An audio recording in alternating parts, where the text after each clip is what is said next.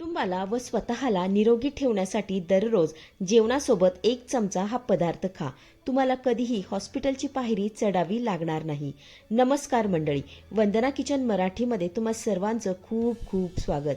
तर आज आपण ना शेवग्याच्या पानाचा 3 ते 4 महिने छान असा टिकणारा एक अप्रतिम औषधी गुणधर्म असलेला पदार्थ बनवतोय. शेवग्याच्या पानात ना खूप सारे विटॅमिन, कॅल्शियम, B12 आहे. त्याचप्रमाणे रोगप्रतिकारशक्ती वाढवणारा, वजन कमी करणारा, डोळ्यांचे आरोग्य सुधारणारा आजचा आपला हा चटपटीत चविष्ट पदार्थ. रेसिपी आवडल्यास एक लाईक आणि एक सबस्क्राईब नक्की करा. चला तर मग वेळ न घालवता लगेचच रेसिपीला सुरुवात करूया.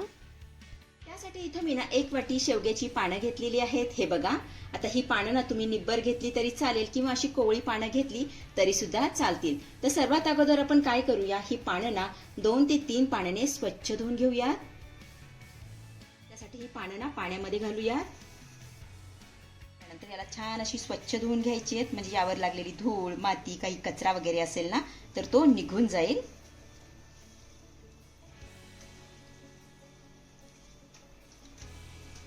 ही पानं मी 2 ते 3 पाण्याने स्वच्छ धुवून घेतलेली आहेत. हे बघा, आता ही पानं ना आपल्याला 15 मिनिटं फॅन खाली ना सुकवून घ्यायची आहे. त्यासाठी पानं आपण कॉटनच्या कपड्यावरती काढून घेऊया. हे बघा, छान अशी पसरवून घ्यायची आहे.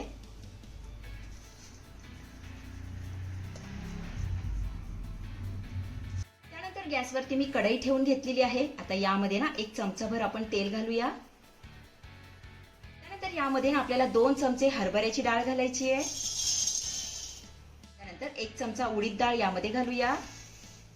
तर ह्या दोनही डाळी मी स्वच्छ ओल्या कपड्याने चांगल्या पुसून घेतलेल्या आहेत. आपण आता या मस्त अशा खमंग खरपूस भाजून घेऊया.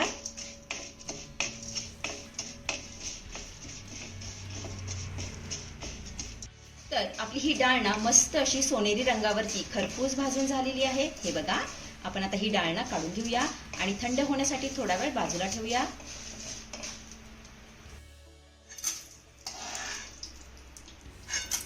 चला, डाळ भाजून झाली की छोटी अर्धी वाटी शेंगदाणे यामध्ये घालूया.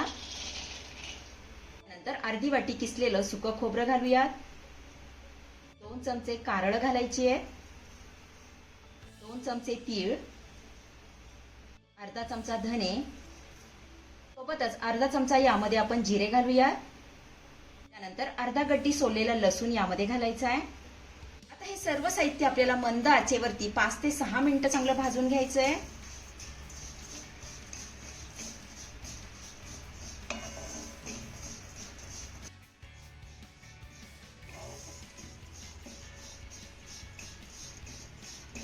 तर इथे आपलं सर्व साहित्य छान असं खमंग खरपूस भाजून झालेलं आहे. आता यामध्ये ना पाव चमचा आपल्याला हिंग घालायचा आहे.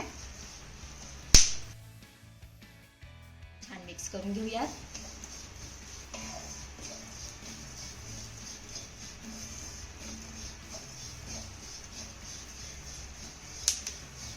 हिंग चांगला मिक्स करून झाला की हे सर्व साहित्य आपल्याला काढून घ्यायचं आहे आणि थंड होण्यासाठी थोडा वेळ बाजूला ठेवायचं आहे.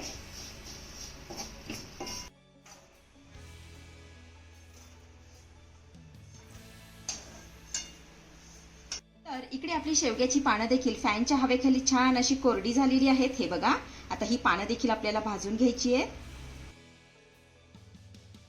सोबतच 1 वाटी कढीपत्त्याची पानं देखील यामध्ये घालूया.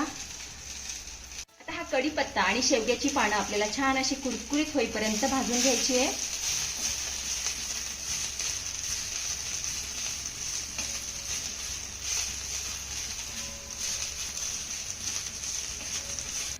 तर इथे आपली शेवग्याची पानं आणि कढीपत्त्याची पानं मस्त अशी कुरकुरीत भाजून झालेली आहेत. हे बघा, आपण आता ही काढून घेऊया आणि थंड होण्यासाठी थोडा वेळ बाजूला ठेवूया.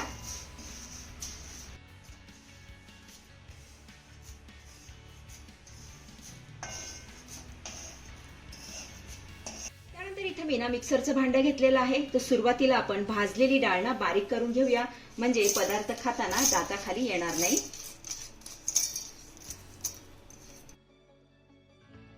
इथे बघा, आपली डाळ मस्त अशी बारीक फिरून झालेली आहे. हे बघा, आता भाजलेलं सर्व साहित्य आपल्याला यामध्ये घालायचं आहे.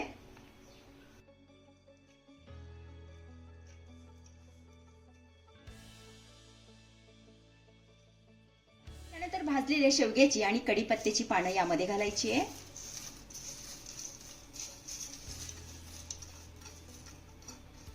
तर यामध्ये घालूया अर्धा चमचा आमचूर पावडर, सोबतच 1 चमचा लाल तिखट यामध्ये घालूया आणि चवीपुरतं मीठ घालायचंय.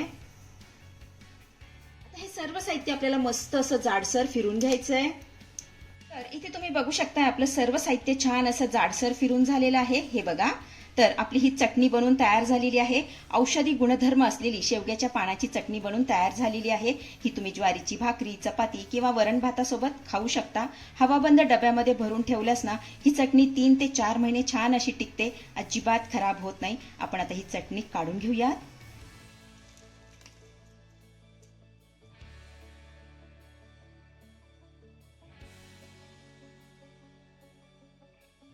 तर मंडळी, कशी वाटली आजची रेसिपी? आवडली आहे का तुम्हाला? आवडली असेल तर लाईक करा, शेअर करा, सबस्क्राईब करा आणि हो, शेजारीच असलेलं घंटीचं बटन दाबून ऑलवर क्लिक करा, जेणेकरून माझ्या येणाऱ्या नवीन नवीन रेसिपींचं नोटिफिकेशन सर्वात आधी तुम्हाला दिसेल. धन्यवाद.